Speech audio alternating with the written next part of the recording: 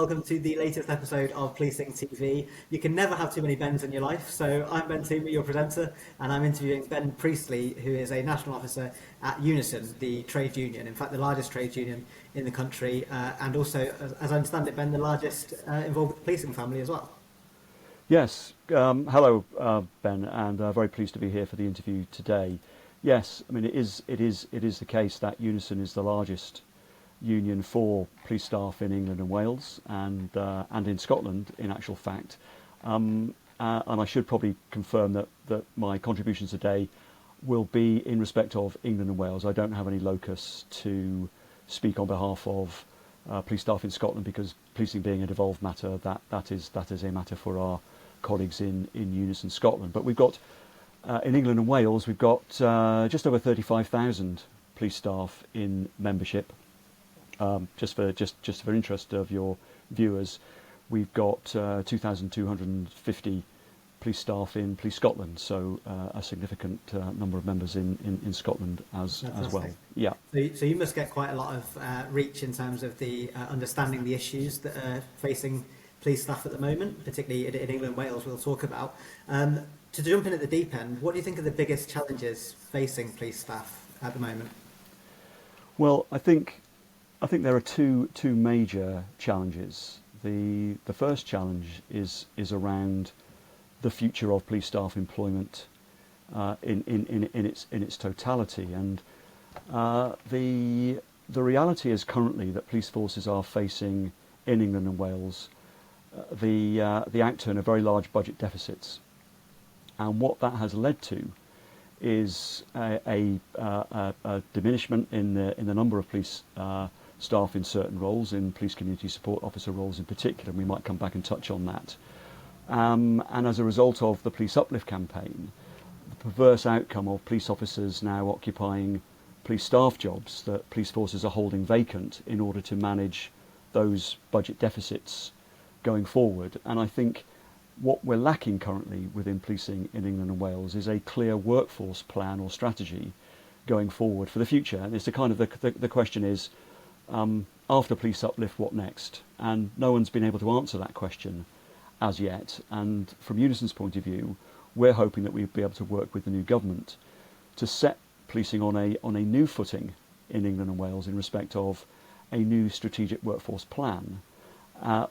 In particular, what we're looking for is for the government to allow chief constables the freedom to put their workforces together as they see fit at a local level, to not be constrained by the Police Uplift targets, which, as I say, have led to these perverse outcomes of officers sitting in police staff roles and police staff job vacancies being held over.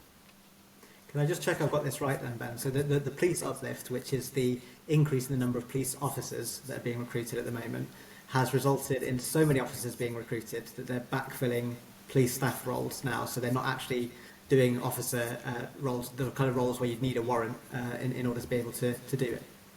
Yes, that's right. When Boris Johnson announced his Police Uplift campaign, he promised the public in England and Wales that there would be 20,000 additional crime fighters out on the streets fighting crime. And that's not proved to be the case. 6,000 of those police officers, on current estimates, are not out on the streets in the way that Boris Johnson promised, but they are sat in police staff jobs doing police staff roles which don't require a warrant card, and which police staff could do more efficiently and more effectively. And is it correct that some of those police staff roles, they'll be from roles that existed previously but then were made redundant because of the austerity cuts, where you actually found the position where police officers, it wasn't possible to make police officers redundant? That's a very different type of employment. So instead, most of the austerity cuts, they landed straight at the doors of police staff.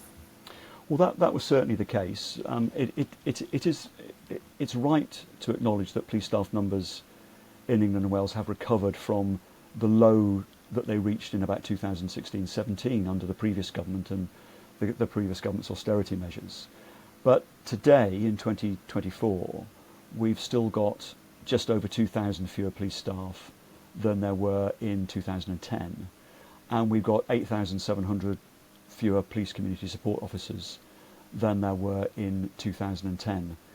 And I want to emphasise the fall in police PCSO numbers, because those numbers are now more than 50% lower than they were in 2010, which effectively means in most communities now people are not seeing a visible presence of policing on a regular basis walking the beat in their communities. And the knock-on effect of having fewer police officers or fewer police staff or PCSOs, as you've mentioned, the knock-on effect can be a higher workload, I suppose, for those that are doing the job. You've put out research recently at Unison saying that more than 1 in 5 police staff members is considering leaving their job in the next 2 years. Do you think that the pressures make that likely? And what happens if that many police staff do leave at once? Well, I think those pressures are real. The statistic that you quoted there, we released last week around the time of our conference, and what we are intending to do is to publish the full results of that pay and morale survey, which we'd only just collated in advance of the conference. So there will be more out on this, and I think we'll be able to give a more granularity around some of this data. But I think that's a shocking statistic, and it would certainly be the case with as we understand, 4,000 police staff roles currently being held vacant, that if the police staff who are telling us as their trade union that their pay, their workload, the stress, the strain of working in policing is such that they plan to leave the service within the next 2 years, unless some of those conditions improve, I think you can see policing being in a very, very difficult place. Because one of the things I do want to emphasise, and I think this is something that the general public, perhaps the wider media, politicians don't understand, actually is the role of police staff. Police staff make up today about 37% of the police workforce. That would probably come as a surprise to many members of the general public. Members of the general public probably don't understand or appreciate that the first voice they'll hear when they phone the police in an emergency will be a member of police staff, that the scenes of crime officer that will visit their home if they're burgled is a member of police staff, that the custody and detention officer is a member of police staff, and I could go on and on in relation to that. But the simple point is that police staff are vital to the operation of policing in England and Wales currently. And what we didn't see from the previous government was a strategic value on the police staff working population. Some of that, I think, works its way through to the views that our members have been expressing in the survey recently. But I think it would also come as a surprise, I think, to the public that essentially the government, up until the general election, had not really regarded the police staff workforce as a strategic workforce in the same way that they regarded the police officer workforce. They were largely forgotten about, they were taken for granted, they were poorly understood by politicians. And what we certainly hope is that working with the new government, we're able to change that going forward. And is the new government, having just been elected this year, are they showing signs that they understand the value of police staff, perhaps more than their predecessors? Because the politics of this, as you say, is that the public understanding is very much in favour of police officers as the people that can go out and tackle crime, and they want to see bobbies on the beat and all of those related issues. Are politicians reflecting that now, or is it still going to be an uphill struggle for yourselves?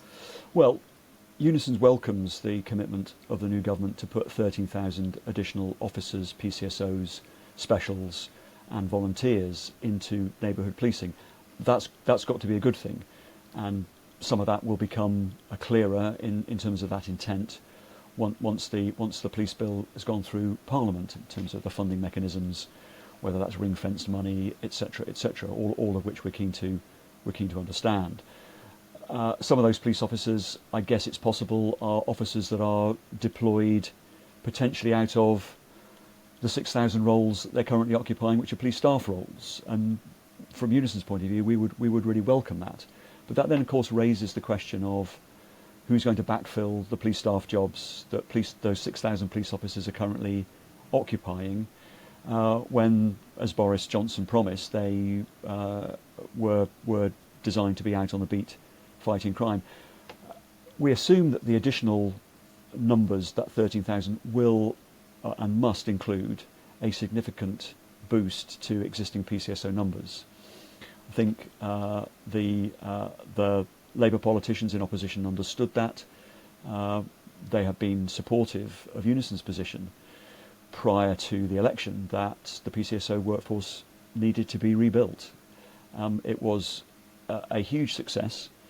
It allowed communities to see and to interact with and to relate to a visible, approachable police presence. It was one of the most diverse parts of the police workforce, the PCSO workforce, and all of that has gone. All of that has gone. There are far fewer black PCSOs than there were back in 2010. That's a story that the police service hasn't been very keen to see aired, because that's a diversity statistic going in the wrong direction, but that is the reality. And I think there is much to be gained if the new government begins to invest significantly in rebuilding that PCSO workforce. And speaking of investment, you at Unison and others recently negotiated a 4.75% pay increase for 2024 to 25 for police staff. Is that a success in your eyes, or is there still more to do to try and address some of those problems that you've talked about already? Sure.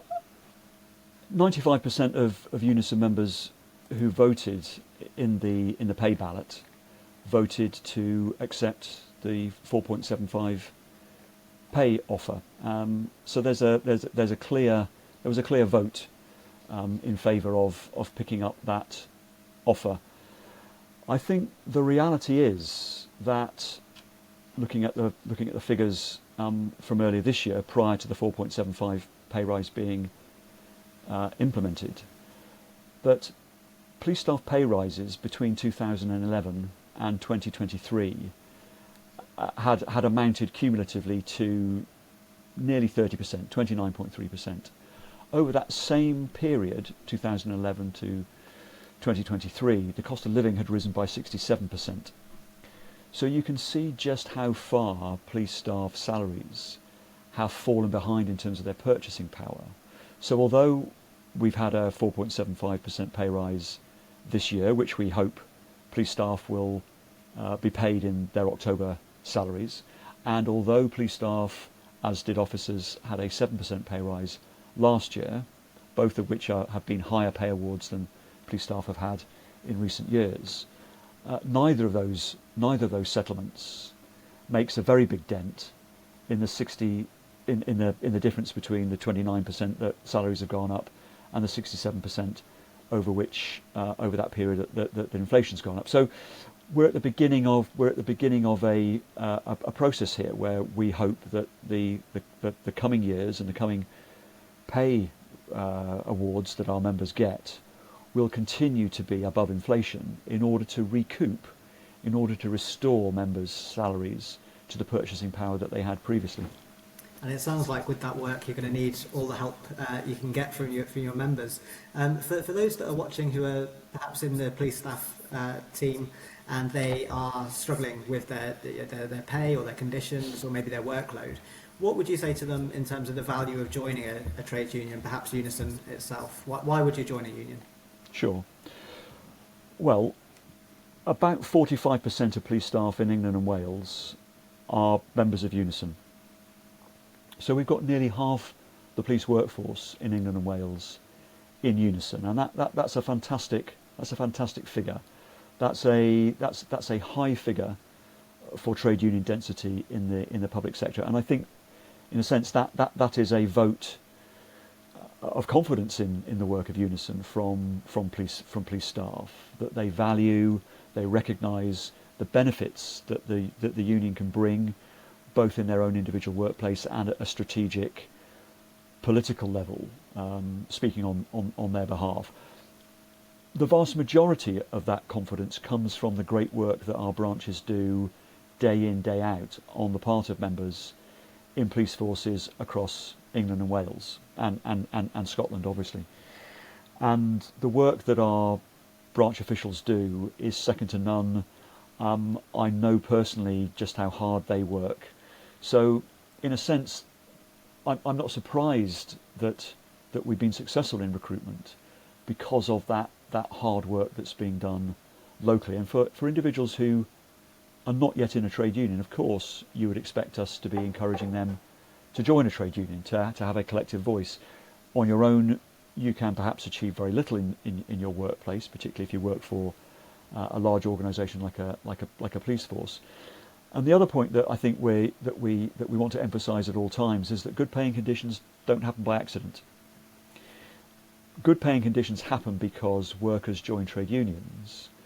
They come together, they campaign to improve those paying conditions and their working lives more strongly. And I think one of the ways in which we've been helped in that regard within the police service is that there's a long and historically strong tradition of social partnership within policing and of support of collective bargaining amongst chief constables, police and crime commissioners. And I think that really creates a benefit for policing overall. You don't necessarily see that in other parts of the public sector. You'll see trade unions and employers who are constantly in dispute. That's a relative rarity within the police service because we have these channels of communication that are open, that we've developed over a long period of time. And I would pay tribute and thank the Employers National Police Chiefs Council, Association of Police and Crime Commissioners, for the work that they've done over a period of time to foster those relationships. And we've got a very strong collective bargaining body in the Police Staff Council, which is the bargaining body for police staff in England and Wales, which has the MPCC, APCC and the Home Office on the employer's side. Generally speaking, we can work things out. Generally speaking, we can reach agreements. And I think that's a really strong advert for being in a trade union. So just thinking about the relationships that you have, about the advantages that come with being part of a trade union. This is my last question, but the policing situation is relatively unique because police officers, as opposed to staff, aren't allowed to be in an ordinary trade union. They're banned from being in one for a series of reasons, including the fact that, you know, if you were to withdraw your labour as a police officer, then there's the consideration that it could be really high risk situation for the general public. What's Unison's take on the idea that if you want solidarity between the whole policing family and you want to support people to improve their rights and their conditions, what's your take on the idea that police officers aren't allowed to join a trade union? I think it's difficult for me to comment on that because those are matters for police officers and their representative associations, the Police Federation, the Superintendents Association and the Chief Police Officers Staff Association, and I would respect the right of those staff associations and their members to reach outcomes in relation to that question that suit their members, that would deliver their members. So it's a difficult question for me to answer. I wouldn't necessarily want to stray into that territory. It's not for me to say that. What I would say is that we have very good working relationships currently with the Police Federation and Superintendents Association, SUPOSA, and those are relationships forged over a long period of time, and I think those relationships work on behalf both of our members and for police officer members of the Federation and the Superintendents Association. I do think that one thing I wanted to add around, I guess this is a difference between the way in which pay for police officers and police staff is being looked at the moment, and it's a key issue for us currently, is that there is a commitment, it would appear, on the part of the Home Office and of National Police Chiefs Council and the Association of Police and Crime Commissioners to put in a bid as part of the spending review process that is currently gearing up to reform and modernise police officer pay. And we've been very clear to the employers that if additional money is to be sought to modernise and improve police officer pay, we expect no less for police staff. And there's a discussion going on at the moment between ourselves and the employers on this, and no doubt between ourselves and the government to come, whereby we don't want to see police staff losing out. We don't want to see police staff being shortchanged around a future pay strategy for the service. That's a big challenge for us at the moment. I could have mentioned that earlier in the discussion when we were talking about pay, but I wanted to make that point as part of the discussion. Thanks. No, that's really useful to hear, Ben. Thank you. The combination, I guess, of the pressures that are facing police staff as well as police officers, and the different outlets that there are in which to negotiate, to have a collective voice, I'm sure fascinating to our viewers. So thank you so much for talking us through that. I'm going to wrap up here. So thank you again to Ben Priestley from Unison for joining us today. Thank you to our audience watching along at home. Hopefully you've taken something away from this. If you choose to join a union or join Unison because of this call, then do let us know on social media or in the comments of this video. That would be fantastic to hear about. But I'm Ben Twomey, I've been your presenter. Thank you so much and have a great day. Thank you.